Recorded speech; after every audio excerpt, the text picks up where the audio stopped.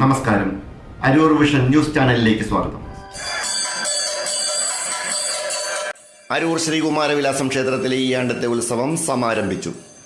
ഫെബ്രുവരി 4 ചൊവ്വാഴ്ച വൈകിട്ട് 7:10 ശേഷം തന്ത്രി മുഖ്യൻ അരിയന്നൂരില്ലം ബ്രഹ്മശ്രീ ശംഭു നമ്പൂതിരി, മേൽശാന്തി കുമ്പളം കളരിക്കൽ മഠം ബാലകൃഷ്ണൻ എമ്പ്രാന്തിരി, ക്ഷേത്രം ശാന്തി അഭിലാഷ് എന്നിവരുടെ മുഖ്യ കാർമ്മികത്വത്തിൽ കൊടിയേറ്റ് നടന്നു. കൊടിയേറ്റിന് ശേഷം ആനകൾക്ക് പകരമായി ക്ഷേത്രത്തിൽ എഴുന്നള്ളിക്കാനുള്ള 20 ലക്ഷത്തിൽ പരം തുക ചെലവഴിച്ച് നിർമ്മിച്ച തങ്കത്തേര് സമർപ്പണവും നടന്നു. ഭക്തിസാന്ദ്രമായ അന്തരീക്ഷത്തിൽ ഭക്തജനങ്ങൾ തേരുവലിച്ച് തങ്കത്തേര് സമർപ്പണം പൂർത്തിയാക്കി. വെള്ളിക്കുടത്തിൽ കാണിക്ക സമർപ്പണവും നടന്നു.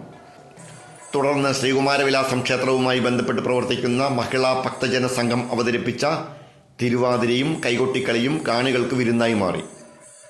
വൈവിധ്യമാർന്ന കലാപരിപാടികൾ, സംഗീതാർച്ചന, വയലിൻ ഫ്യൂഷൻ, സർപ്പംപാട്ട്, ശാസ്താംപാട്ട്, കലാഭവൻ മണി അനുസ്മരണ സംഗീതാർച്ചന, കാവടി ഘോഷയാത്ര തുടങ്ങിയവ ഉത്സവ ദിവസങ്ങളെ അലങ്കരിക്കുന്നുണ്ട്.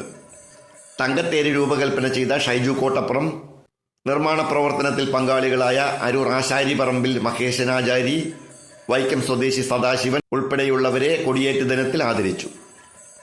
ഉത്സവ നടത്തിപ്പിന് Devaswom president K Vasavan, secretary KR Rajendran, ഖജാൻജി KN ദേവാനന്ദ് തുടങ്ങിയവർ നേതൃത്വം കൊടുക്കുന്നു.